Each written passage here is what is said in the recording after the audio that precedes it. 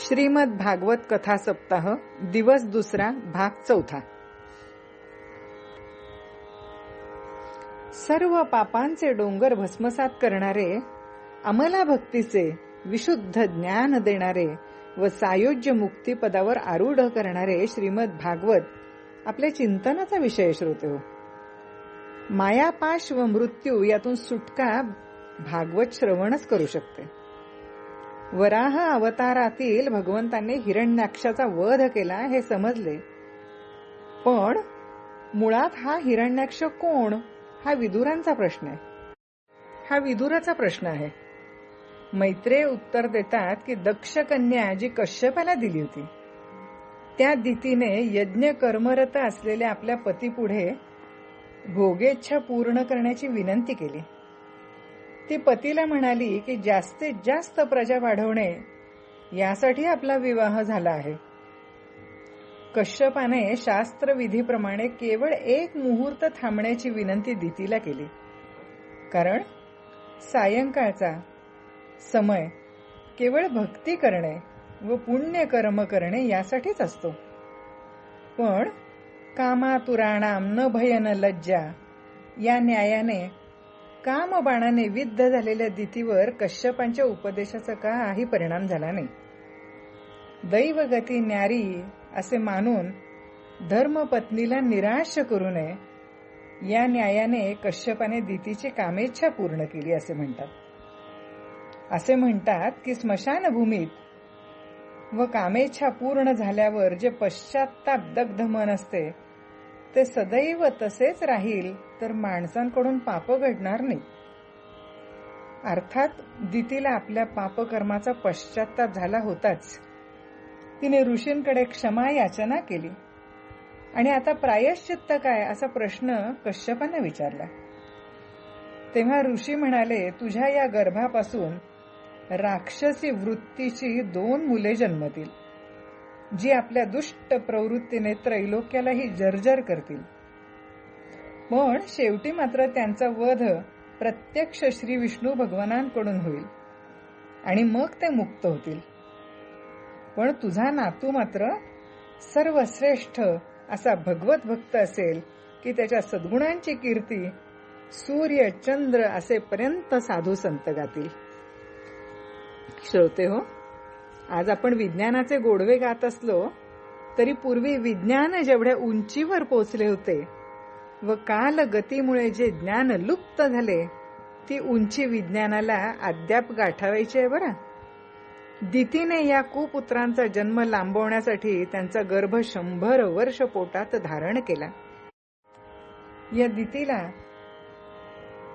सायंकाळच्या वेळेला ही भोगेच्छा झाल्यानंतर जे काही ऋषींनी तिची इच्छा पूर्ण केली त्यावेळेला श्री रुद्र महारुद्र त्यावेळेला त्यांचा संचार असतो, म्हणून कोणत्याही वेळेला कोणत्याही गोष्टी करू नयेत।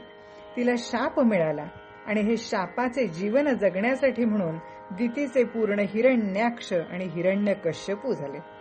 असुरी वृत्तीची ही मुलं जन्माला आली। जन्म झाल्याबरोबर पृथ्वीवरती उत्पात घडू लागले, विजा चमकायला लागल्या, आकाशात धूमकेतू उगवले, सर्वत्र अंधकार दाटला, गडगडाट सुरू झाला, सगळे अपशकूनच व्हायला लागले। या सगळ्यांच्या पुढे या सगळ्यांच्या थैथयाटाने पृथ्वी सुद्धा हादरली, भयभीत झाली। जी पृथ्वी सगळ्यांना आसरा देणारी ती माझी एकट्याचीच मालमत्ता असं जाणून हिरण्याक्षाने ती रसा तळाला नेऊन ठेवली। अतिशय हवरट आणि अति स्वार्थी माणसं वस्तू लपवूनच ठेवतात ना, तुला न मला अशी त्या वस्तूची ते गती करतात। पृथ्वी लपवताना समुद्रात वरुणाशी भेट झाली आणि त्याच्याशी युद्धाचा विचार मांडला। वरुण म्हणाला, मी वृद्ध, तू विष्णूशीच युद्ध कर। आणि मग त्यावेळेला भगवंतांनी वराह रूप घेऊन ही पृथ्वी वरती आणलेली आहे। ब्रह्मदेवाने भगवंतांची करुणा भाकली होती पृथ्वीच्या पुनःस्थापनेसाठी आणि त्यासाठी भक्तीपाशी दैव घाली तसे उडी या उक्तीप्रमाणे भगवंत धावून आले स्मरण करताच आणि अर्थसंग्रह वृत्तीचा त्याने नाश केला।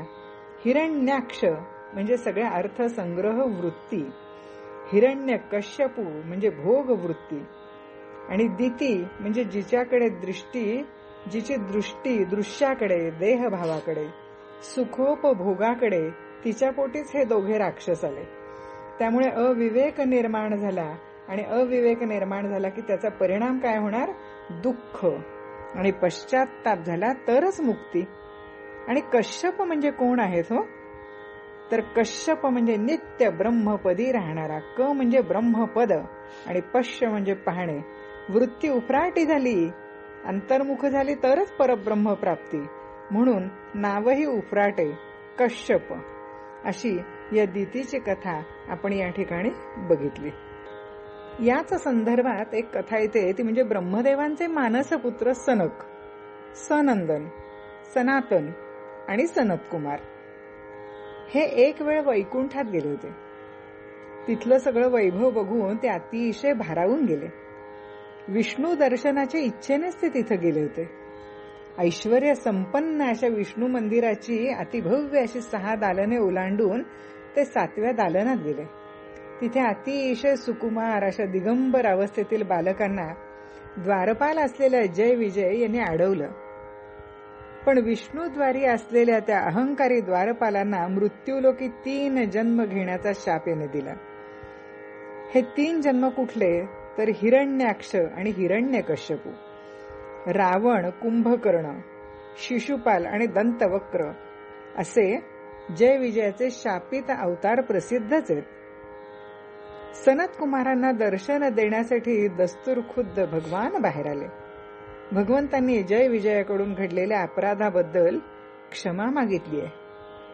किरीटकुंडल, पितांबर, वनमाला अशी मोहक मूर्ती पाहून सनत कुमार थक्क झाले आणि त्याने भगवत चरणे कृतज्ञ भाव प्रकट करण्यासाठी केवळ साष्टांग प्रणिपात केला आणि आपले हे मधुर आल्हाददायक असे ध्यान आमच्या हृदयात सदैव राहो अशी प्रार्थना केली भगवंतांना. संत सनकादिकांच्या शापाप्रमाणे दितीने हिरण्याक्ष आणि हिरण्यकश्यपू या मुलांना जन्म दिला. त्यामुळे किती उत्पात घडले आणि हा बलाढ्य हिरण्याक्ष यांनी 3 लोकांना किती जर्जर केलं हे या भागामध्ये आपण पाहिलं. या सगळ्यांना पराजित करून वापरण्याचा संकल्प हिरण्याक्ष करीत होता. कारण दिवसा राक्षस शक्तीहीन असतात आणि सायंकाळच्या अभिजित मुहूर्तानंतर रात्री राक्षसांचं बळ वाढतं. वराह आणि हिरण्याक्ष यांच्यात अत्यंत कौशल्यपूर्ण युद्ध झालं होतं. पण ब्रह्मदेवाच्या विनंतीवरून भगवंताने सायंकाळी अभिजित मुहूर्तावर हिरण्याक्षाचा वध केलेला आहे. कारण संध्याकाळी त्यांची शक्ती जास्त असते ना. मग असा पुन्हा कोणी आरोप करायला नको की संध्याकाळी आमची शक्ती जास्त असते, तुम्ही आम्हाला सकाळी मारलत. नाही, तुमची जेव्हा शक्ती आहे ना मोठी, त्याच वेळेला आम्ही तुमचा वध करू हे भगवंताने दाखवून दिले. या ठिकाणी राक्षस अवतार असला तरी हिरण्याक्ष वैकुंठातील द्वारपाल होता. युद्ध नियमांचे पालन करून त्याने आपल्या अमोघ पराक्रमाचे कौशल्य दाखवले. हिरण्याक्षाच्या पराक्रमाची भगवंतासह सर्व देवदेवतांनी प्रशंसा केली. वराहाने युद्धात हिरण्याक्षाचा वध करून त्याला वीरगती म्हणजे साक्षात मोक्ष दिला. हिरण्याक्ष हा लोभाचा अवतार मानला गेला हे आपण पाहिलं. वराहाने पृथ्वी वर काढली तरी ती मनुला म्हणजे मानवाला दिली. मूर्तिमंत संतोष म्हणजे वैराग्य. वैराग्य प्राप्तीमुळेच चित्त शुद्धीद्वारा ब्रह्मविद्येची प्राप्ती होते. लोभ कमी करून संतोष स्थिर झाला की पाप घडत नाही हातून. लोभापायी पापाची द्वार जास्त घडायला लागतो. पापाची द्वार बंद होताच इंद्रिय शुद्धी व्हायला लागते आणि इंद्रिय शुद्ध झालं की त्या हृदयामध्ये ज्ञान आपोआप प्रकट होतं. संत मुखातून जी अभंगवाणी प्रसवली आहे तेच शुद्ध अंतःकरण, याद्वारे ज्ञान प्रकट होतं. अंतःकरणामध्ये एकदा शुद्धी नांदायला लागली की साक्षात भगवंतांचं दर्शन होतं. भगवंत त्या ठिकाणी प्रकट होतात. ब्रह्मदेवाने सृष्टी निर्माण केली. ब्रह्मदेवाच्या शरीरातून 2 भाग होऊन एकातून स्वयंभू मनु आणि एकातून त्याची स्त्री पत्नी शतरूपा अशी जोडी निर्माण झाली. तेव्हापासूनच स्त्री पुरुषांच्या मैथुनद्वारा प्रजोत्पादनास सुरुवात झाली. स्वयंभू मनुला प्रियव्रत व उत्तानपाद अशी 2 मुलं तर आकुती व देवहूती प्रसूती अशा 3 मुली झाल्या. आकुती व रुची यांचा विवाह झाला. देवहूती व कर्दम यांचा, तर प्रसूती व दक्ष यांचा विवाह संपन्न झाला. यानंतर प्रजेच्या विस्ताराला सुरुवात झाली. कर्दमांच्या सात्विक तपाने संतुष्ट होऊन भगवंतांच्या नयनातून आनंदाश्रू स्त्रवले, ज्यामुळे बिंदू सरोवर तयार झाले. तेथे स्वयंभू मनूने आपल्या पट्ट राणीसह जाऊन आपली देवहूती नावाची कन्या कर्दम ऋषींना अर्पण करून विवाह करून दिला. या विवाहाची कथा मोठी रंजक आहे बरं. राजाने देवर्षी नारद मुनींना विचारलं की अतिशय रूपशालिनी सद्गुणी अशी ही कन्या कुणाला अर्पण करावी. त्यावेळेला देवर्षी नारदांनी सांगितलं की शील संपन्न, विद्या संपन्न, रूप संपन्न असं हे सगळं गुणवर्णन कर्दम ऋषींच्या बद्दलचं देवर्षी नारद राजासमोर करतात. आणि हे वर्णन ऐकलं तेव्हापासूनच या देवहूतीने आपला पती म्हणून त्यांना वरण्याचा निश्चय केला. केवढा विचार सगळ्या भागवतामध्ये सांगितलेला आहे पहा. मनाने वरलं की विवाह संपन्न झाला. एवढी मोठी गोष्ट या भागवतामध्ये सांगितलेली आहे. लग्न लागल्यानंतर सुद्धा काय प्रकार होऊ शकतात हे आपल्याला कल्पना आहे. पण मनाने वरलं, इथे विवाह संपन्न झाला. त्यावेळेला कर्दम ऋषी म्हणाले, ठीक आहे, राजा घेऊन आलेला आहे. राजा राणी आपल्या मुलीला घेऊन आलेत रथातून. येताना बरोबर सगळं काही घेऊन आलेत, हिरे, माणिक, सोनं, नाणं. राजाची कन्या हो, अतिशय रूपशालिनी अशी, सद्गुणांची खाण अशी आलेली आहे. आणि आल्यानंतर त्या आश्रमामधल्या सेवकाने सांगितलं की राजा आलेला आहे आपल्या भेटीसाठी कर्दम ऋषींना. ऋषींनी त्यांना आत पाठवा म्हणून सांगितलं आणि त्यांच्या स्वागतासाठी 3 चटया अंथरल्या. ही देवहूती आली आपल्या माता पित्यांसमवेत. राजा राणी त्या चटईवरती, त्या आसनावरती बसले. ही उभीच राहिली. त्यावेळेला कर्दम ऋषींनी तिला खूण केली की आपण आसन ग्रहण करावं म्हणून. एकाच आसनावरती आपल्या माता पित्यांच्या आणि या कर्दम ऋषींच्या याला बसावं हे तिला प्रशस्त वाटेना. पण आसन नाकारणं हे सुद्धा बरोबर दिसणार नाही, म्हणून काय केलं तिने, जमिनीवरच बसली आणि फक्त उजव्या हाताने त्या आसनावरती हात ठेवला. म्हणजे सगळ्यांच्या समवेत एकाच आसनावरती बसली पण नाही आणि न ग्रहण करून त्यांचा अपमान होईल असंही वर्तन नव्हतं. केवळ उजवा हात त्याच्यावर ठेवण्याने आपण दिलेलं आसन मी ग्रहण केलं.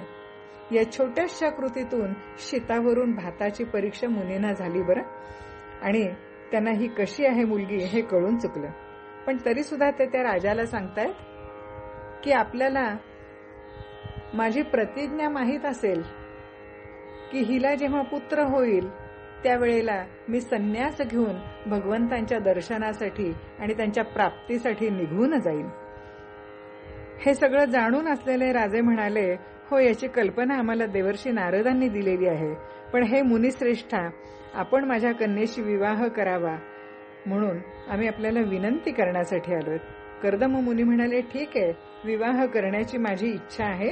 अजून तरी हिचा कुणाशी वांग निश्चय झालेला नाही. तेव्हा सर्वश्रेष्ठ अशा बाह्य विधीने आमचा विवाह होणं उचित ठरेल.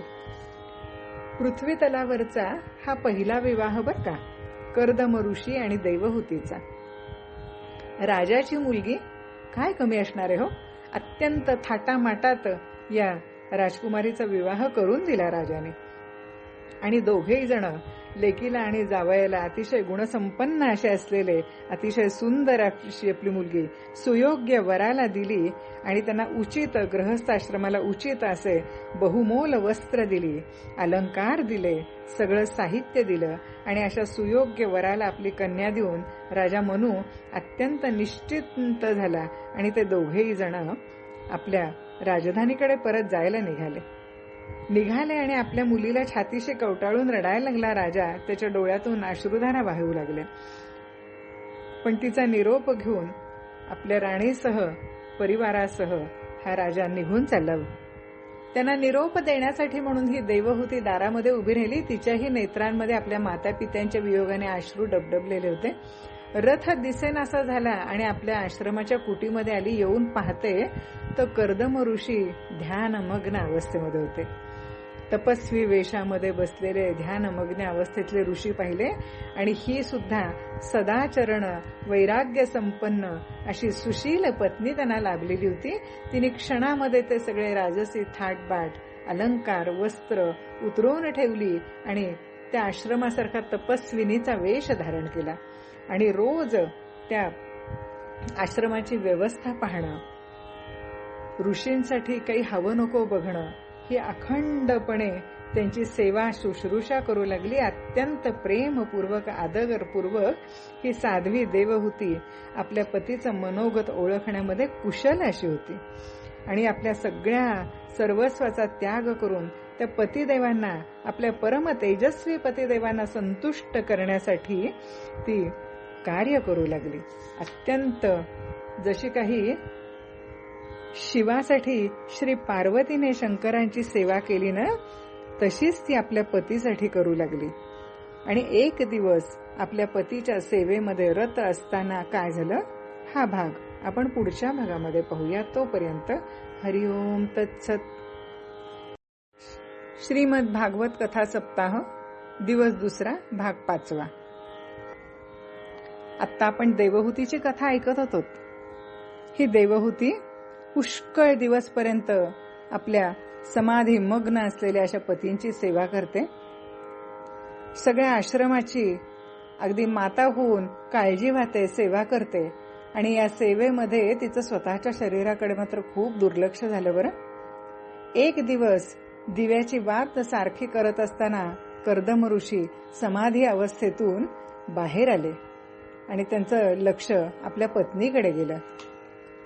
विवाह करून ही मुलगी आपण या घरी आणली आणि ही आपली पत्नी आहे, आपण हिचे पती आहोत. पतिधर्माचं पालन आपण केलं नाही आणि आपण समाधीमध्ये रत झालो याचं त्यांना दुःख वाटलं. ही आपल्या हातून चूक झाली असंही त्यांच्या मनामध्ये आलं आणि ते प्रेमाने सद्गदित झालेल्या वाणीने तिला म्हणतात, हे मनुपुत्री, तू माझा मोठा आदर केलायस, तू माझी उत्तम सेवा केली. या सेवेमुळे, या परम भक्तीमुळे तुझ्या मी संतुष्ट झालेलो आहे आणि म्हणून तुला मी पतिधर्माचं पालन मी करणार आहे. मला त्यामुळे तप, समाधी, उपासना, योगद्वारा अनेक शक्ती, भगवत प्रसाद रूप विभूती प्राप्त झालेल्या आहेत आणि तुझा अधिकार आहे माझ्यावरती. मी तुझ्या प्रती जे असलेलं कर्तव्य आहे ना माझं, ते मी पूर्ण करणार आहे. असं म्हणल्यानंतर अतिशय लज्जित झाली देवहूती. तिचं मुखकमल प्रसन्न झालं आणि अत्यंत विनयाने, प्रेमाने ती असं म्हणती, हे प्रभो, आपण जी प्रतिज्ञा केली होती की मी तुझ्याशी गृहस्थाश्रमाचा सुखोपभोगाचा एकदा उपभोग घेईन, त्याची आता पूर्तता करावी. कारण श्रेष्ठ पतीकडून संतान प्राप्त होणं हा पतिव्रता स्त्रीला मोठा लाभ आहे बरं. म्हणून आपण माझी कामना पूर्ण करावी. आपल्या प्रियेची इच्छा पूर्ण करण्यासाठी कर्दम मुनींनी त्याच वेळी योग सामर्थ्याने इच्छित ठिकाणी जाण्यासाठी एक विमान तयार केलं. आता हे सगळं वर्णन ऐकल्यानंतर भागवत फक्त मोक्ष, मुक्ती, वैराग्य असंच सांगतं का हो? नाही. तर भागवतामध्ये भक्तीने भगवंताला बांधला जाऊ शकतो भगवंत आणि त्याला आपण आपलासा करून घेऊ शकतो आणि तो केवळ आनंद, परमानंद आपल्याला मिळवायचा आहे, हे भागवतामध्ये सांगितलेलं आहे. सगळ्या प्रकारचे सुख, संपत्ती, वैभव सगळं काही मिळवायचंच आहे. संपदा, सामर्थ्य, या सगळ्या गोष्टींची प्राप्ती करून घ्यायचीच आहे प्रपंच करत असताना. पण किती हे सुद्धा कळलं पाहिजे आणि कुठलंही वैभव प्राप्त झाल्यानंतर त्याचा उपभोग जरी घेत असलो तरी त्यात लिप्त होता कामा नये. हे या देवहूती आणि कर्दम ऋषींच्या चरित्रावरून आपण लक्षात घ्यायचे. एवढ्यासाठी हा कथाभाग आहे. कर्दम ऋषींनी आपल्या योग सामर्थ्याने विमान तयार केलं. कसं होतं हो विमान? सगळ्या प्रकारचे इच्छित भोग प्राप्त करून देणारं असं ते अत्यंत सुंदर विमान होतं. सगळ्या प्रकारच्या रत्नांनी युक्त असं आणि उत्तरोत्तर सगळ्या संपत्तीची वाढ होत जाणारं असं ते विमान तयार केलं होतं. त्या विमानाला रत्न जडित सुशोभित खांब होते. सगळ्या ऋतूंमध्ये सुखदायक जिकडे तिकडे सगळ्या प्रकारची सामुग्री, दिव्य सामुग्री ठेवलेली होती. रेशमी झुंबर आणि पताकांनी ते सजवलेलं होतं आणि त्यावर मधुर भ्रमर गुंजारव करत होते. रंगीबेरंगी फुलांच्या माळांनी, अनेक प्रकारच्या सुती आणि रेशमी वस्त्रांनी ते अत्यंत शोभायमान दिसत होतं. एकावर एक अशा तयार केलेल्या महालामध्ये ठेवलेल्या वेगवेगळ्या शय्या, पलंग, पंखे, आसनं यामुळे ते अतीव सुंदर दिसत होतं. सगळ्या भिंतींवर केलेली शिल्परचना अतिशय विलोभनीय दिसत होती. पाचूची फरशी आणि पोळ्यांचं आसन बसायला तयार केलेलं होतं. पोळ्यांच्या उंबरठ्यावर हिऱ्यांचे दरवाजे आणि इंद्रनील मण्यांच्या शिखरावर सोन्यांचे कलश बसवलेले होते. हिरे जडित भिंतीवर पद्मराग मणी लावलेले होते. ते विमानाच्या डोळ्यासारखे दिसत होते आणि त्याच्यावरती रंगीबेरंगी चांदवे आणि बहुमूल्य सोन्यांच्या तोरणांनी ते सजवलेलं होतं. विमानात ठिकठिकाणी कृत्रिम हंस आणि कबूतर आपल्यासारखे समजून पुष्कळसे खरे हंस आणि कबूतर त्याच्याजवळ येऊन बसत होते आणि आपल्या बोलीत ते बोलत होते. आवश्यकतेनुसार क्रीडांगण, शयनगृह, बैठका, अंगणं, चौक हे सुद्धा सगळं बनवलं होतं. त्यामुळे ते विमान स्वतः कर्दमांनाही आश्चर्यचकित करीत होतं. आपल्या प्रियेचे अंतरीचे भाव जाणून कर्दम तिला म्हणाले, हे प्रिये, तू बिंदू सरोवरात स्नान करून ये आणि मग या विमानात चढ. भगवान विष्णूंनी रचलेले तीर्थक्षेत्र मनुष्यांच्या सर्व कामना पुरवणारे आहे. कमललोचना देवहूतीने आपल्या पतीचे म्हणणे प्रमाण मानून सरस्वतीच्या पवित्र जलाने भरलेल्या सरोवरात प्रवेश केला. त्यावेळेला तिची साडी मलिन झालेली होती, केसांच्या गुंडाळ्या झालेल्या होत्या. पण सरोवरात बुडी मारल्याबरोबर ती बाहेर आली तेव्हा 1000 कन्या त्या महालामध्ये तिने पाहिल्या. त्या सगळ्या किशोरवयीन होत्या. त्यांच्या शरीरातून कमलपुष्पासारखा सुगंध येत होता. देवहूतीला पाहताच त्या सगळ्या ताबडतोब उठून हात जोडून म्हणाल्या, आम्ही आपल्या दासी आहोत, आज्ञा करावी. तेव्हा स्वामिनीचा सन्मान करणाऱ्या त्या स्त्रियांनी बहुमूल्य उटणं, सुगंधित द्रव्य अशा मिश्रित पाण्याने देवहूतीला स्नान घातलं. तिला नवीन वस्त्र रेशमी परिधान करण्यासाठी दिली. मौल्यवान अलंकार, सुंदर तेजस्वी असे अलंकार, सर्व गुणसंपन्न भोजन आणि पिण्यासाठी अमृता समान पेय दिलं. हे सगळं झाल्यावर देवहूतीने स्वतःचं रूप आरशात पाहिलं आणि तिला काय दिसलं? तिने गळ्यामध्ये फुलांचा हार घातलाय, स्वच्छ वस्त्र परिधान केली आहेत, तिचे शरीर निर्मळ आणि कांतिमान झाले आहे आणि या सगळ्या स्त्रिया मोठ्या आदराने तिचा मंगल शृंगार केला. त्यांनी तिला डोक्यावरून स्नान घातलं, सगळ्या प्रकारचे अलंकार घातले, गळ्यात हार, हातामध्ये काकणं, पायात झंकार करणारे सोन्याचे पैंजण, कमरेला सोन्याचा रत्नजडित कमरपट्टा, गळ्यात बहुमूल्य रत्नहार आणि अंगाला कुंकुमादी मंगल द्रव्य लावली. तिचे मुख सुंदर दंतपंक्ती, मनोहर भुवया, कमळाच्या कळीशी स्पर्धा करणारे प्रेम कटाक्षमय सुंदर नेत्र आणि काळ्या भोर केसामुळे ती अतीव सुंदर दिसत होती. जेव्हा देवहूतीने आपल्या ऋषीश्रेष्ठ प्रिय पतिदेवांचे स्मरण केले तेव्हा जेथे कर्दम प्रजापती होते तिथेच सख्यांसहित आपण असल्याचे तिला दिसले.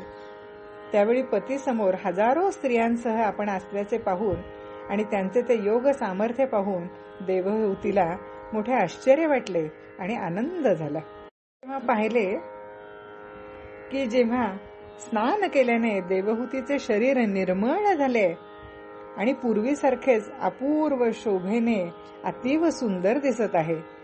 उंची वस्त्र तिच्या शरीरावर शोभून दिसत आहेत. तेव्हा त्यांनी मोठ्या प्रेमाने तिला विमानात बसवून घेतले आणि आपल्या प्रियतमेवर अनुरक्त होऊन कर्दमांची महत्ता, मन आणि इंद्रियांवरील संयम जराही कमी झाला नव्हता. बरं, अप्सरा त्यांची सेवा करीत होत्या. उमललेल्या लाल कमळांनी शृंगार करून अत्यंत सुंदर बनलेले ते विमानात अशा प्रकारे शोभून दिसत होते, जणू काही आकाशात तारकाने वेढलेला चंद्रच. त्या विमानावर निवास करून त्यांनी दीर्घकालपर्यंत दऱ्याखोऱ्यातून 8 लोकपालांच्या विहारभूमी तिथे काम वाढवणारा शीतल मंद सुगंधी वायू वाहत असतो. गंगा नदीच्या स्वर्गातून पडण्याचा मंगलध्वनी नेहमी येत असतो. त्याचवेळी दासींचा समुदाय सुद्धा त्यांच्या सेवेसाठी उपस्थित होता आणि अशा विमानामध्ये देवहूतीबरोबर निरनिराळ्या उद्यानातून वनातून मानस सरोवरामध्ये प्रेमपूर्वक विहार केला. त्यांच्या तेजस्वी आणि इच्छेनुसार चालणाऱ्या श्रेष्ठ विमानात बसून वायूप्रमाणे वेगाने सगळीकडे ते भ्रमण करत होते. विमान विहारी देवावरही त्यांनी मात केली होती. भगवंतांच्या भवभयहारी पवित्र चरणांचा आश्रय घेतला आणि त्या पुरुषाला कोणती वस्तू किंवा शक्ती दुर्लभ असणार आहे. आपल्या प्रियेला हे सगळं काही दाखवून आणि अत्यंत आनंदाने त्यांनी कर्दम ऋषींनी स्वतःला 9 रूपामध्ये विभक्त करून रती सुखासाठी अत्यंत उत्सुक अशा मनुकुमारी देवहूतीला आनंदित करीत तिच्याबरोबर पुष्कळ वर्ष विहार केला. एवढा प्रदीर्घ काल एका मुहूर्ताप्रमाणे निघून गेला. त्या विमानातील रतिसुख वाढवणाऱ्या मोठ्या सुंदर शय्येचा आश्रय घेऊन आपल्या परम रूपवान प्रियतमाबरोबर राहणाऱ्या देवहूतीला एवढा काळ कधी गेला हे कळलंच नाही. अशा प्रकारे त्या कामासक्त दाम्पत्याचा तो काळ आपल्या योगबळाने शेकडो वर्षापर्यंत विहार करीत असताना निघून गेला आणि थोड्या वेळाप्रमाणे जणू काही हा काळ झाला असं देवहूतीला वाटलं आणि आत्मज्ञानी कर्दम सर्व प्रकारचे संकल्प जाणत होते.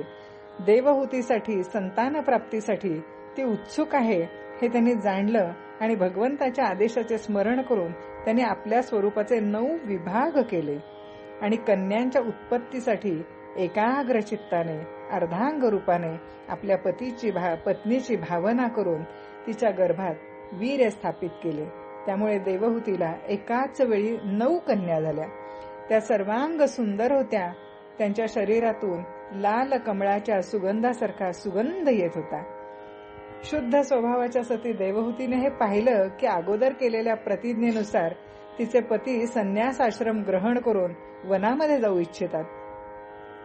आपल्या अश्रू आवरून धरून तिने अत्यंत व्याकुळ होऊन आणि संतप्त हृदयाने हळुवारपणे आपल्या मधुर वाणीने त्यांना खाली मान घालून सांगितलं की भगवन, आपण जी प्रतिज्ञा केली होती ती पूर्ण केली, तरी सुद्धा मी आपल्याला शरण आले आहे. आपण मला अभय द्यावं.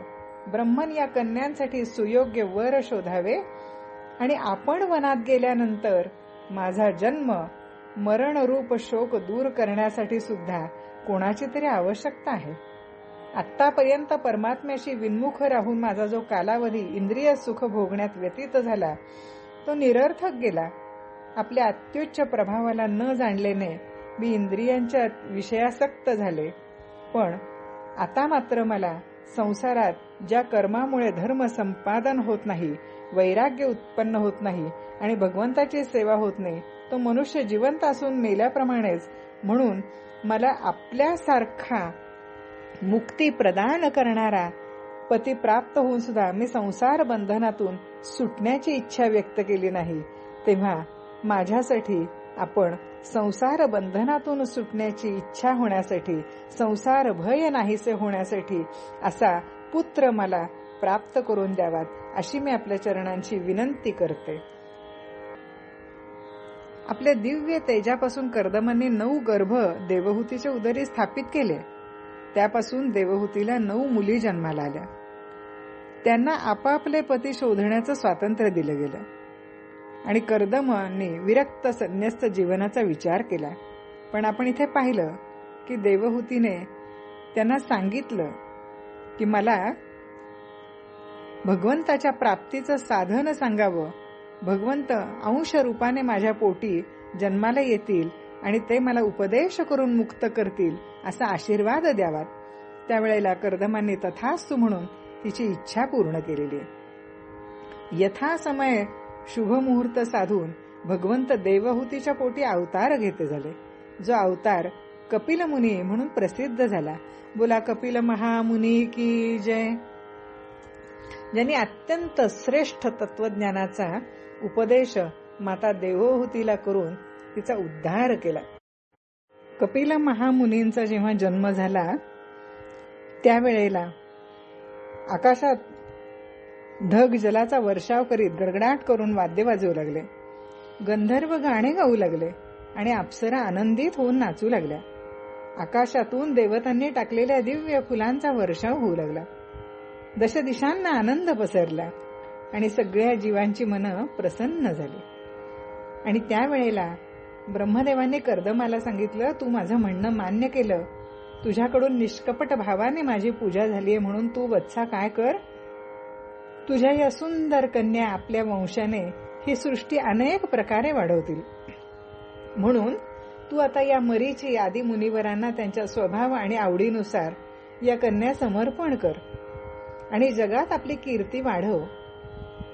सर्व प्राण्यांचे निधान असणारे आदी पुरुष श्री नारायण कपिल मुनींच्या रूपाने अवतीर्ण झाले आहेत.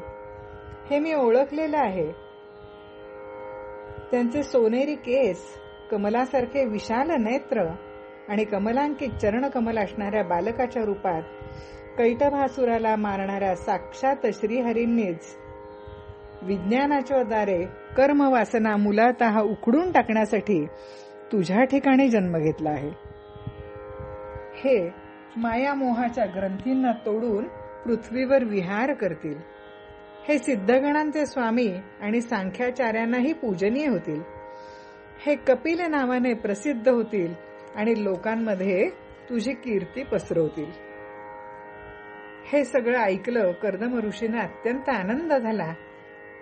मुनी श्रेष्ठांना जरी पुत्र असले तरी त्यांना नमस्कार केला आणि त्यांना त्यांच्याशी संवाद करून संन्यास घेतला.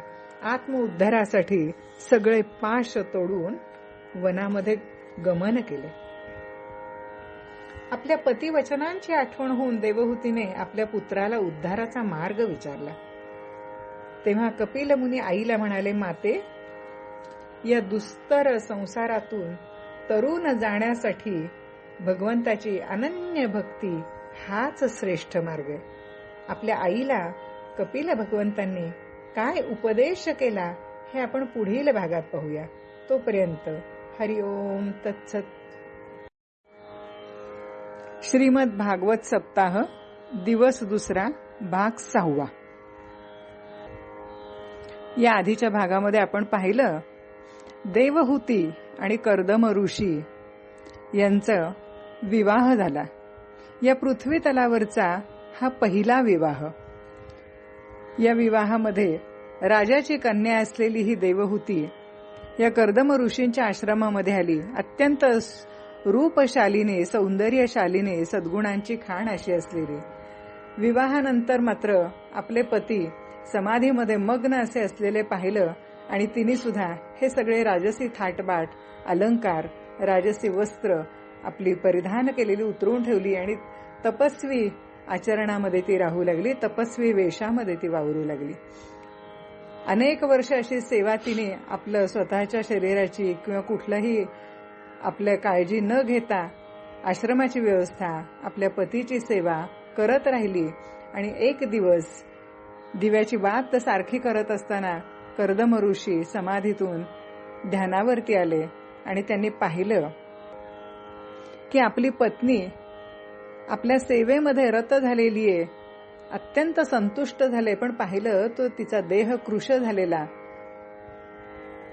काया तिचा वर्ण काळसर झालेला हे पाहिलं आणि त्यांना आपल्या पती धर्माची आठवण झाली आणि तो पूर्णपणे निभावून न्यायचा आपण पतिधर्म. यासाठी अतिशय सुंदर विमान त्यांनी तयार केलेलं आपण पाहिलं. या विमानामध्ये सगळ्या सुखोपभोगाने युक्त असं विश्व पर्यटन सफर त्यांनी केली. दोघांचाही संसार सुरू झाला आणि या संसारामध्ये नवकला, नवरस, नवविधा तऱ्हेने ते साकारू लागले आणि त्या भावनांनी, त्या प्रपंच सुरू असताना या दोघांच्या संसार वेलीवरती एक पुष्प आलं. कन्यारत्नाचा जन्म झाला. कन्यारत्नाचा जन्म झाल्याबरोबर कर्दम ऋषींनी देवहूतीला आठवण करून दिली की माझी प्रतिज्ञा आहे, तुला पहिलं अपत्य झालं की मी संन्यास घेऊन निघून जाणार आहे, तेव्हा मला परवानगी दे. देवहूतीने त्यांना थांबवलं आणि सांगितलं, हे प्रभू, या नवजात शिशूचं मुखावलोकन सुद्धा केलं नाहीत आपण, आणि आपण पुत्र प्राप्तीनंतर संन्यास घेणार आहात अशी आपली प्रतिज्ञा आहे, तेव्हा ही कन्या आहे. असं म्हणल्यानंतर कर्दम ऋषींना त्या ठिकाणी पुन्हा थांबावं लागलं. आणि मातेची इच्छा जास्त प्रमाण मानली जाते आणि त्याप्रमाणेच घडत जातं. एकापासनं 2, 3 अशा 9 कन्यांना या देवहूतीने जन्म दिला.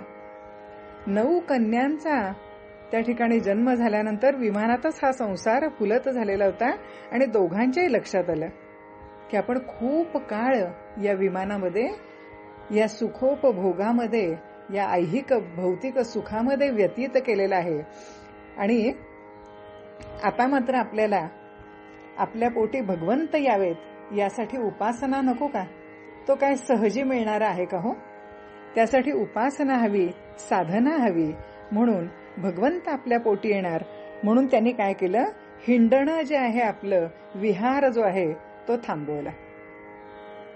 भगवंत हवा असेल ना तर फक्त शरीराचंच नाही तर मनाचं सुद्धा, वृत्तीचं बाहेर हिंडणं थांबलंच पाहिजे. कारण समर्थांनी आपल्याला हेच सांगितलंय, बहु हिंडता सौख्य होणार नाही. कितीदा जन्म घेशील, पुन्हा पुन्हा त्याच चक्रात अडकशील.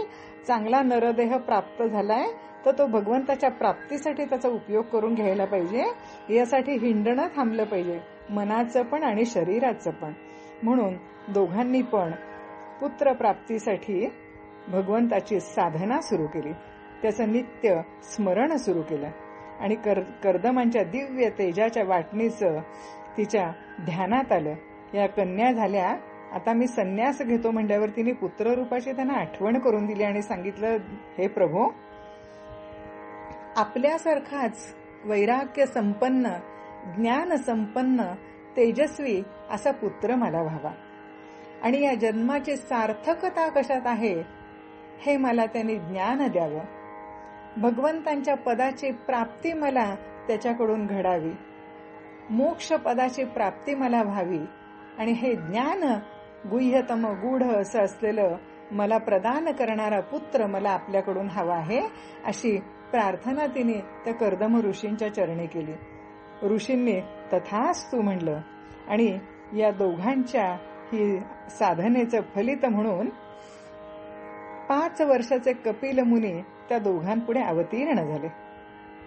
देवांचे सगळे अवतार अयोनी संभवच एकदम अवतीर्ण होणार.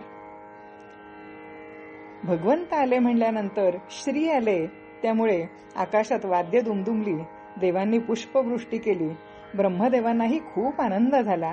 आणि आता कर्दम ऋषी संन्यास घेणार, पण पत्नीची अनुमती हवी ना. पण देवहूती एवढा मोठा पुत्र प्राप्त झाला तरी पुत्र मोहात सापडली. आणि कर्दम ऋषी मात्र निघाले, संन्यास घेण्याची तिच्याकडे परवानगी मागतात. त्यावेळेला देवहूती म्हणते, माझा हा बाळ किती छोटासा आहे बरं. हा एवढा मोठा आपला प्रपंचाचा पसारा हा कसा बरं सावरणार. अजून मुलींची लग्न व्हायची आहेत, ती एवढी मोठी जबाबदारी हा कसा बरं पेलेल. आपण मुलींची लग्न करा आणि मग संन्यास घ्या. असं म्हणल्याबरोबर ऋषी ब्रह्मदेव स्वतः कर्दम ऋषींना सुद्धा हसू आलं. स्त्री संसारात अडकते म्हणतात ना, त्याचं हे द्योतकच आहे. ब्रह्मदेवांनी कर्दमांना मुली ऋषींना द्यायला सांगितलं. 9 कन्या 9 ऋषींना दिल्या. 9 कन्यांची कुणाकुणाशी विवाह झाले बघा. मरीची कला, अत्री अनुसया, अंगिरा श्रद्धा, पुलस्य हविर्भू, पुलह गती, क्रतु क्रिया, भृगु ख्याती, वसिष्ठ अरुंधती, अथर्व शांती. विवाहानंतर हे सगळे ऋषी अत्री आणि अनुसूया या सर्वांचे अशा प्रकारे या ऋषींशी विवाह संपन्न झाले. आणि त्यावेळेला हे कर्दम ऋषी पुन्हा आपल्या पत्नीकडे संन्यास ग्रहण करण्याची परवानगी मागतात. आणि त्यावेळेला देवहूतीने त्यांना परवानगी दिलेली आहे. कपिल महामुनींना नमस्कार केला. कर्दम ऋषींनी जरी पुत्र असले तरी भगवंत येथे त्यांनी जाणलेलं होतं आपल्या साधनेने, आणि त्यांना सांगितलं की मी साधना करण्यासाठी वनगमन करतोय, तू आपल्या आईला उपदेश कर. या पुनरपि जननम पुनरपि मरणम पुनरपि जननी जठरे शयनम, यामध्ये जो जीव सतत अडकत जातो ना, त्यातून मोक्ष पदाची भगवंतांची प्राप्ती कशी होईल याचं ज्ञान आपण तिला द्यावं, असं म्हणून सांगितलं. आणि परवानगी घेतली आपल्या पत्नीची आणि संन्यास घेऊन कर्दम ऋषी निघून गेलेले आहेत. या ठिकाणी मुलींची लग्न झाली. कपिलांना वंदन करून कर्दम वनात निघाले. त्यावेळेला कर्दमांनी कपिल मुनींना सांगितलं, निराकार असार तू साकार झालायस. ही सगळी तुझी रूप आपल्या शक्तीने तू निर्माण करतोस आणि पुन्हा तुझ्यातच हे ब्रह्मांड सगळं लीन होतं. आता मला तू सुद्धा संन्यासाची अनुमती दे. कपिल म्हणाले, ताता, ज्ञानाच्या उपदेशासाठीच माझा जन्म आहे. घरी राहूनही मुक्ती दुर्लभ नाही बरं, ती मिळवता येते घरी राहून सुद्धा. संन्यास घ्यायचा आहे तर एक गोष्ट लक्षात ठेवावी, माझे विस्मरण होऊ देऊ नका. मृत्यूला जिंकणं तसं कठीण आहे, पण सगळी कर्म मला अर्पण केली ना तर तेही अवघड नाहीये. मी मातेला संचित आणि क्रियमाण असे सर्व वासना नाहीशी करणारी अध्यात्म विद्या सांगेन, जेणेकरून ती परमानंद पावेल. हीच परमानंद प्राप्त करून घेण्याची शेवटची पायरी आहे. कर्दमांनी कपिलांना वंदन करून मुक्तीसाठी ते वनामध्ये निघून गेले. पण इकडे पुन्हा मैत्रेय यांना विदुराने अध्यात्म म्हणजे काय हा प्रश्न विचारला. तर देवहूतीने कपिलांना आत्मज्ञान सांगावे अशी विनंती केली. आता या ठिकाणी आपण देवहूतीचा आणि कर्दम ऋषींचा प्रपंच पाहिला. ही सुद्धा कथा श्रोते हो आपल्यासाठीच आहे बरं. कशी आहे पहा. मानव जन्म घेऊन आल्यानंतर जीव या सगळ्या अनेक प्रकारच्या सुखोपभोगामध्ये रमतो. आपल्याला कधीतरी मरणाचे स्मरण असावे, मृत्यू येणार आहे, काळ कधीतरी येऊन घेऊन जाणार आहे आपल्याला. मग या देहाची सार्थकता कशात आहे? किती रमावं या भौतिकामध्ये, या नात्यामध्ये, या सगळ्या सुखोपभोग वाढवणाऱ्या वस्तूंमध्ये, याचा आपण कधी विचारच करत नाही. आणि माझ्या जन्माची सार्थकता कशात आहे? भगवन नामामध्ये आहे. त्याची प्राप्ती मी करून घेतली पाहिजे आणि त्यासाठी साधना हवी, हा विचार सुद्धा आमच्या मनाला शिवत नाही. असा हा जीव 9 कन्या आणि 10वे कपिल महामुनी, म्हणजे जीव 10 इंद्रियांचे कोड पुरवण्यामध्ये आयुष्यभर धावत राहतो, झटत राहतो. हेच या कथेवरून आपल्याला दिसून येतं. एकदा असं झालं, रामकृष्ण परमहंस हा दृष्टांत द्यायचे. एक पिता आपल्या लहानशा 10 वर्षाच्या मुलाला घेऊन रस्त्यावरनं चाललेले होते. बाजारामध्ये काही वस्तूंची खरेदी करायची होती. ते चाललेले असताना 10 शिपायांनी एका चोराला पकडून आणलेलं होतं. दंडाला दोऱ्या बांधलेल्या होत्या आणि त्याच्या दोऱ्या त्या 10 शिपायांच्या हातामध्ये होत्या, तो चोर पळून जाऊ नये म्हणून. या पित्याने आपल्या बाळाला सांगितलं, बाळा, त्या चोराला पकडून नेतायत बरं, म्हणून चोरी करू नये, खोटं बोलू नये. हे अत्यंत निंदनीय वाईट गोष्ट आहे. त्याचं फळ आपल्याला भोगावं लागतं. हे शिपाई पकडून नेतात असं सांगितलं. आणि थोडंसं चालत गेल्यानंतर पुन्हा तीच परिस्थिती दिसली. एक व्यक्ती मध्ये चाललेली होती आणि तिच्याकडेने 10 जण चाललेले होते. ते बघितलं आणि त्या बाळाने सांगितलं, बाबा, तो बघा, आणखीन एक चोर चाललाय, त्याला पकडून घेऊन चाललेत शिपाई. त्यावेळेला पित्याने असं सांगितलं, बाळा, तो चोर नाहीये बरं, आता मध्ये जो चाललेला आहे ना, तो राजा आहे आणि त्याच्याकडेनी जे 10 जण आहेत ना, ते त्याचे शिपाई आहेत. दोन्ही प्रसंगातली परिस्थिती अगदी सारखी आहे. पण मघाच्या प्रसंगामध्ये त्या चोराला पकडलेलं होतं आणि त्या 10 शिपायांच्या हातामध्ये त्याच्या दंडाला आणि पोटाला बांधलेल्या दोऱ्या त्या शिपायांच्या हातामध्ये होत्या. त्याच्यावर, त्या चोरावरती नियंत्रण त्यांचं होतं. आणि इथे मात्र तो मध्ये राजा चाललेला आहे आणि कडेने जे 10 शिपाई आहेत ना, त्या 10 शिपायांवर नियंत्रण त्या मधल्या राजाचं आहे. अशी परिस्थिती आहे. तसेच आपण कसे आहोत, 10 इंद्रिय आहेत आपली आणि 11वं मन हा राजा आहे. या मनाला जर या 10 इंद्रियांवरती जर ताबा मिळवता आला ना, तर अगदी भगवंताची प्राप्ती नक्की आहे असं समजावं. हेच फार अवघड आहे की ते मन ताब्यात ठेवणं आणि ते इंद्रियांचे चोचले जे आहेत ना, त्यांचे कोड पुरवणं आहे ना, त्याच्यासाठी आयुष्य घालतो हो माणूस. त्याच्या मागे न धावता त्या इंद्रियांना ताब्यात आणणं हे अत्यंत महत्वाचं काम या ठिकाणी कपिल महामुनी आपल्या मातेला उपदेश करताना करतात. कपिल महामुनी म्हणतात, आई, या दुस्तर संसारातून तरुण जाण्यासाठी भगवंतांची अनन्य भक्ती हाच श्रेष्ठ मार्ग आहे. आई, आपल्या सुखदुःखाला कारणीभूत केवळ आपलं मनच असतं. या मनाला भगवंताशी जोडणे एवढाच एक दुःख निवृत्तीचा मार्ग आहे. सदैव आसक्तीत गुंतणाऱ्या मनाला बाहेर काढण्यासाठी सत्संग हा श्रेष्ठ मार्ग आहे. संसारावर आपतेष्टांवर असलेली आसक्ती हळूहळू प्रयत्नपूर्वक भगवंताकडे व संत सज्जनांकडे वळवावी, म्हणजे मोक्षाचा दरवाजा आपोआप उघडतो. अभ्यासाने ही अनासक्ती एवढी वाढते की मोक्षही तुच्छ वाटायला लागतो आणि भक्तीमध्ये रममाण होण्यातच जीवनाची कृतार्थता वाटू लागते. यावर देवहूतीने अत्यंत मार्मिक प्रश्न विचारला. हे प्रभो, भक्ती कोणत्या प्रकाराने करावी? कपिल महामुनी आईला सांगतायत, आई, भगवंताने आपल्याला सुंदर नरदेह, सुंदर अशी इंद्रिय दिली आहेत. त्याचे कारण हे की जीवाने या शरीराच्या व इंद्रियाच्या माध्यमातून भगवंतापर्यंत पोहोचावे आणि भगवंताचा विसर पडून इंद्रिय विषयजन्य विषय सेवनात अडकून पडतात आणि त्यामुळे दुःखच प्राप्त होतं. पण प्रत्येक इंद्रिय युक्तीने भगवंताकडे वळवले तर मोक्ष अशा जीवांचा पत्ता शोधत येईल. आई, यावर विश्वास ठेव. आई, प्रकृती आणि पुरुष यातील भेद कळला की मोक्ष सुगम होतो. प्रत्येक देहामध्ये प्रकृती जीव रूपाने आहे तर पुरुष शिव रूपाने आहे. प्रकृती म्हणजेच माया, जी संसारात अडकवते. ती समजणे आवश्यक आहे.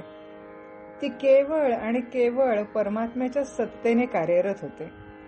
याचा अर्थ वासुदेव परमात्मा सर्वांचा अधिष्ठाता, सर्वांचा नियंत्रक आहे आणि मायेचा स्वामी आहे हे जाणून त्याची आत्यंतिक भक्ती आणि उपासना करावी.